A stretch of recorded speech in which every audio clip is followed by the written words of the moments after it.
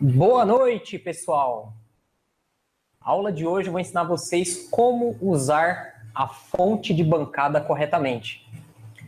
Eu estou com a fonte de bancada aqui ligada e eu vou mostrar para vocês a aplicação dela em celular, em placa de notebook e placa de desktop, ok? Eu estou verificando aqui, a imagem não está tão boa assim. Creio que seja minha conexão de internet, mas creio que logo a imagem vai melhorar um pouquinho aí para vocês, ok? Bom, quando nós vamos fazer o uso da fonte de bancada, você deve escolher quais são as pontas de prova que você vai utilizar. Essa aqui é uma ponta de prova padrão. Você pode utilizar ela tanto para celular, placa de desktop, notebook. E nós temos aqui essa que é específica para celular. Tem vários conectores até USB, ok? Então nós vamos utilizar essa aqui, a padrão, que a grande maioria utiliza. A ponta preta, vamos colocar aqui no conector negativo, que é o preto, e o vermelho aqui no positivo. Então antes de eu começar a aplicar as tensões na placa de celular, notebook ou desktop, você deve configurar a tensão desejada. E para você saber qual é a tensão desejada, você tem que ter uma noção de quais são as tensões que essas placas trabalham. Porque se você não tiver uma noção da tensão do circuito, você pode queimar a placa. Então, exemplo, celular. Na bateria está escrito aqui, 3,7 volts. E aí você vai e coloca 8 volts, você vai danificar a placa. Então, o celular você pode colocar aí até 4,5, que é a tensão que nós vamos trabalhar para identificar aí, né, se tem fuga de corrente na placa do celular, se está tendo consumo ou não de corrente. Ok? Então vamos começar com o celular. Então aqui, eu tenho o ajuste da tensão. Está escrito aqui voltagem. O ajuste fine, que vai devagar, e o coarser, que vai mais rápido. Então aqui ele vai ajustando bem devagarzinho, aqui vai bem rápido. Então a fonte de bancada, no caso dessa aqui, que é uma 3005, ela vai até 30 volts, como vocês podem ver aqui. Para o celular, vamos colocar 4,5. Vamos deixar aqui em 4,5, tá? Você pode colocar 3,7, mas tem alguns aparelhos que não vão ligar. Então você tem que aumentar um pouquinho a tensão aí para 4,2. Eu costumo trabalhar com 4,5. O consumo da corrente, se você mexer aqui, não vai acontecer nada. Tá? Porém, eu vou deixar tudo no máximo.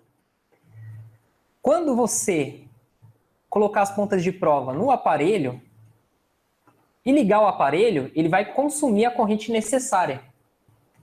Porém, se eu quiser verificar ou ajustar aqui a corrente, eu vou encostar a ponta positiva com a negativa. Então, isso vai causar um dreno, né, de corrente para o terra, da linha positiva para o terra. O pessoal costuma, vou simular um curto. Então, a corrente, ela foi para 3 amperes, em 4,5 de tensão. Se eu aumentar a tensão, a corrente ela vai aumentar. Ela vai até o topo. Ela foi para 5,2. Começa até a esquentar o fio.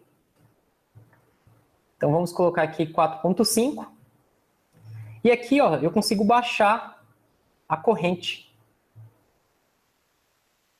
Olha lá que legal. Então, eu baixo a corrente, a tensão vai caindo. Então, eu vou deixar aqui a corrente. Vamos deixar aqui em 2,8, né? Vamos tirar aqui. O fio ele vai começar a esquentar, porque estamos simulando aqui o curto. Então, a placa do celular, você vai verificar aqui na bateria. Aqui já tem a indicação na bateria, onde é o positivo e o negativo. Então, o negativo é do lado esquerdo e o positivo do lado direito. Então, vou remover a bateria. O negativo é do lado esquerdo, a ponta preta. Nós colocamos aqui. E o positivo do lado direito, que é a ponta vermelha.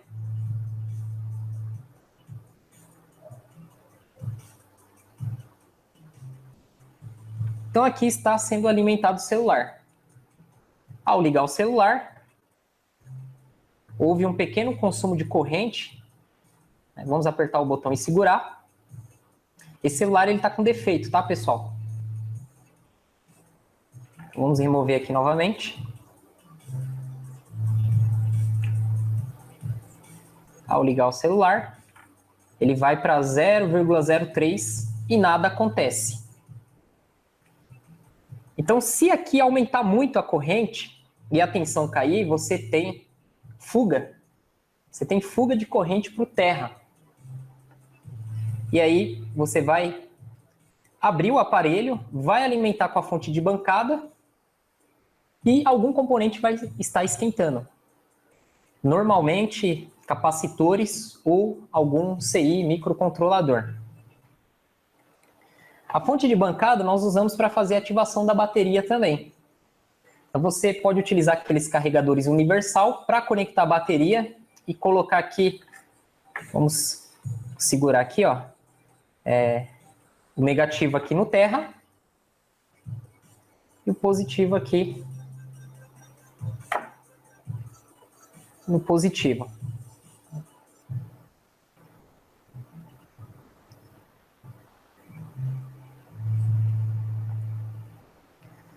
Deixa eu ver aqui. Aí, ó. E aí você vai aumentando a tensão gradativamente, você começa com uma tensão baixa e a corrente ela vai caindo. Essa bateria, ela não precisa de ativação. Como que eu sei? Eu medi aqui com o multímetro, ela tem os 3,7 volts, certo? Então, para celular, você começa com 3,7. Se nada acontecer, se o celular não ligar, você aumenta para 4,2, 4,5. Eu costumo jogar logo em 4,5, né? E vejo se o aparelho ele vai ligar ou não. Então, muitos aparelhos celulares que chegam em assistência técnica que não ligam, na fonte de bancada ele liga. Então, você já identifica que o problema está na bateria. Aí você vai cobrar só a ativação da bateria, que o pessoal costuma dizer, dar um choque na bateria, ou trocar a bateria. Agora, se você colocou aqui, você veio aqui, colocou a ponta preta no terra e a vermelha no positivo, e a tensão cair e a corrente aumentar, tem um curto, algum componente esquentando. Se nada acontecer, ao apertar o botão do power para ligar, é mais difícil de você identificar o problema quando não tem nenhum consumo de corrente. Esses são os defeitos mais complexos para fazer a identificação. Quando nada acontece, né? Ele não liga, não dá consumo de corrente, não tem fuga, não tem curto. Então, você pode ter algum circuito aberto, algum componente aberto impedindo da corrente seguir o seu caminho, ok? Então vamos para a placa de notebook. Vamos colocar aqui o celular de lado e vamos para a placa do notebook. Então a placa de notebook, nós temos aqui o jack. Como que nós vamos jogar tensão com essas pontas de prova aqui no jack? Então você tem que ter um conector. Dá até para a gente colocar, né, a tensão, colocar a ponta preta aqui no terra, que é onde vai o parafuso. E com a ponta vermelha a gente vai e alimenta a linha de mais B, só que você corre o risco aí de errar e causar um curto, então fica mais complicado. Então o ideal é você ter os conectores. Aí vem a utilidade da fonte universal. Essa fonte universal ela é muito barata. Lá na Santa Efigênia, quando eu fui, tinha um monte vendendo assim para despachar estoque mesmo, por 30, 25 reais. Na internet aí você vai encontrar acho que por uns 60, 70 reais a fonte universal. E a fonte universal, o que você vai fazer? Você vai desmontar ela e vai tirar o conector dela, o fio, e vai utilizar os conectores para alimentar a placa de notebook. Ok? Então, essa fonte aqui, eu usei ela só para isso. Desmontei e aí eu consigo alimentar os notebooks com esse conector. Então, o que eu vou fazer agora? Você vai pegar aqui essa ponta e vai colocar no terra, que é o preto, e essa outra você vai colocar no branco, que é o positivo. E aí você pode vir aqui e alimentar a placa. Você vai escolher qual que é o conector correto para alimentar a placa. Então, antes de você colocar a tensão no notebook, você tem que saber qual que é a tensão que esse notebook trabalha e a corrente também. Embaixo do notebook vai ter essas especificações. A maioria dos notebooks trabalham com 19 volts, uma faixa aí de 3,2, 3,4 amperes de corrente. Tem uns que podem trabalhar com menos ou mais. Por isso, a necessidade do uso da fonte de bancada de 5 amperes. Porque tem notebooks que trabalham com uma corrente maior, e se você tiver uma fonte de bancada de 3 amperes, a placa não vai ligar.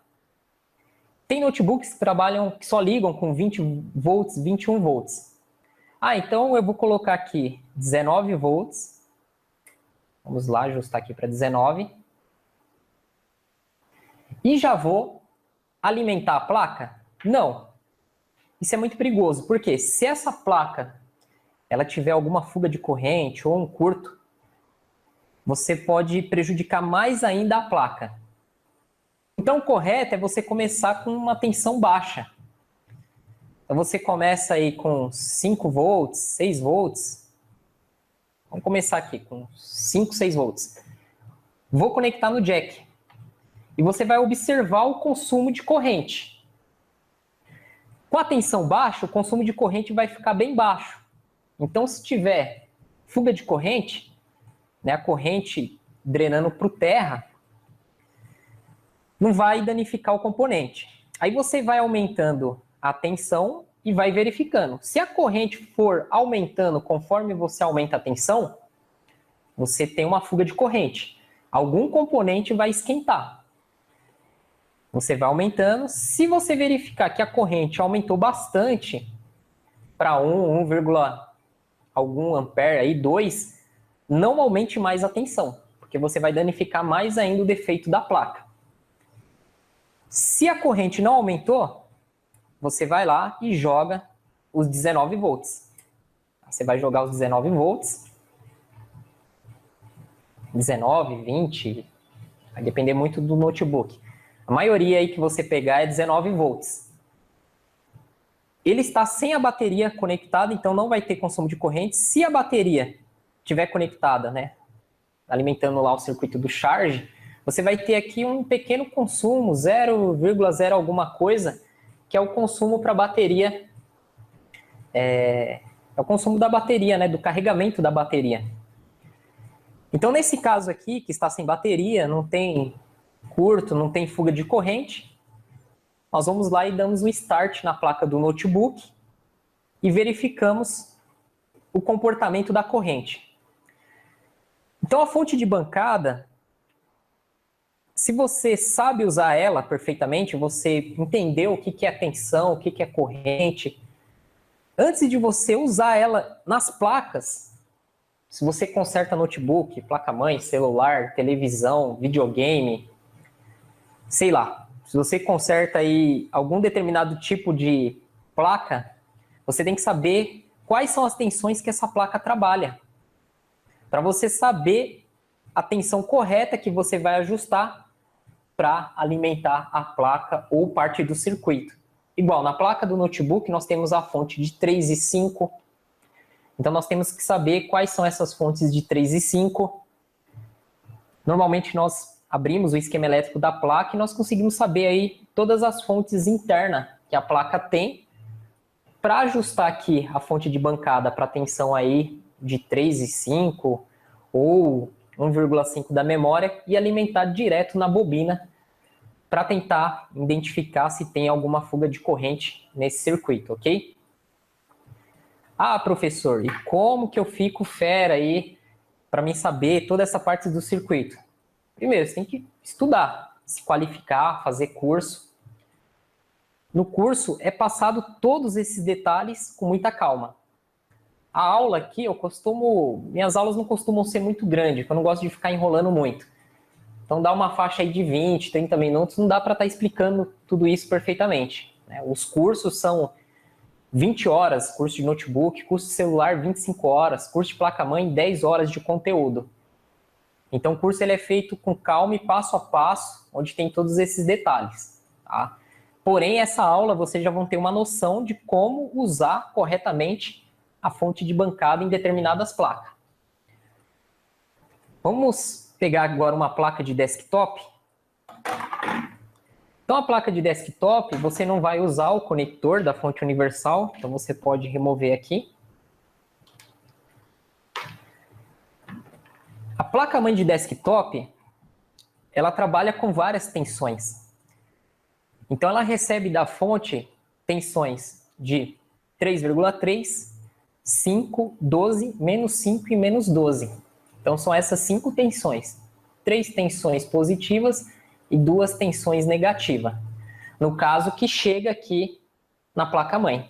Depois nós temos as fontes internas da placa-mãe. Nós temos aí o circuito do circuito V-Core, que nós temos aí os transistores, né, do tipo FET, chaveadores, onde os de entrada vão receber aí 12 que vai aqui do conector da fonte para cá. Então, quando você for alimentar o circuito do V-Core, você pode jogar 12 aqui, ou aqui no dreno de cada FET, para verificar se tem consumo de corrente ou não.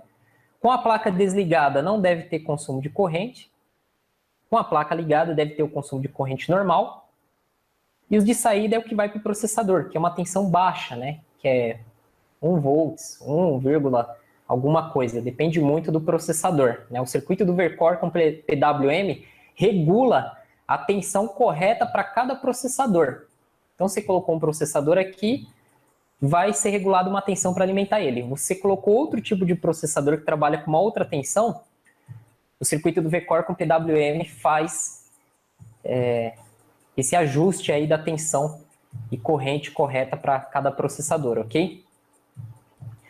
Então, nós podemos alimentar as fontes internas e os componentes internos da placa-mãe, que aí, no caso, são tensões diferentes da entrada aqui. Eu vou mostrar para vocês como fazer a da entrada. Bom, se você tem dificuldades na identificação do onde que entra 3,3, 5 e 12, é bom você ter uma fonte ATX em mãos.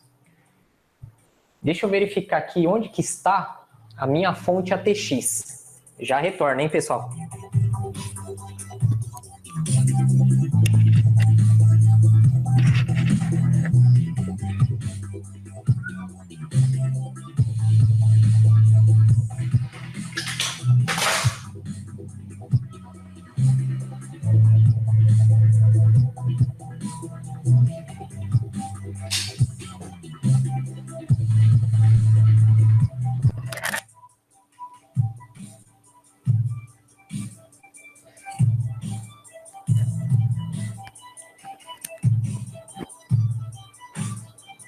Bom, pessoal, voltando. Então, a fonte, ela vai lhe ajudar igual aqui. Circuito do V-Core. Vamos conectar aqui o ATX 12 volts. Então, ao conectar ele, ó, os amarelos estão desse lado aqui, ó, lado de cima da placa-mãe. Então, aqui é onde entra os 12 volts e o de baixo é terra. Então, vou remover aqui. Então, eu sei que esses dois de cima eu vou alimentar com 12 volts e os dois de baixo seria o terra. Todos os terras é um ponto só. Então, eu vou pegar aqui a ponta preta e vou colocar aqui um parafuso. Ele vai ficar aterrado aqui, ó, nesse parafuso. Onde vai o parafuso, né? Que são os terras da placa-mãe. Você coloca certinho aqui. E aqui eu vou colocar 12 volts. Tá? Você não pode colocar mais. Então, você coloca aí exatamente 12 ou 11,9. Aí. E aí você vem e coloca aqui, ó. Eu coloquei, não deu consumo de corrente. Então não tem curto no circuito do V-Core. Agora, vamos identificar aqui onde que entra os 3,3 volts. Então você vai posicionar aqui o conector da fonte. O 3,3 volts são os laranja. Então eu tenho aqui, ó, laranja, aqui, então eu posso colocar aqui ou aqui.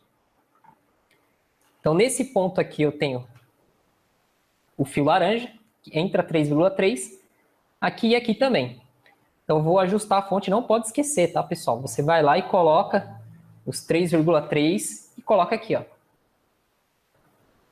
Então não tem consumo de corrente, tá? Não tem curto no circuito de 3,3. Aqui ele deu um consumo muito baixo, 0,07.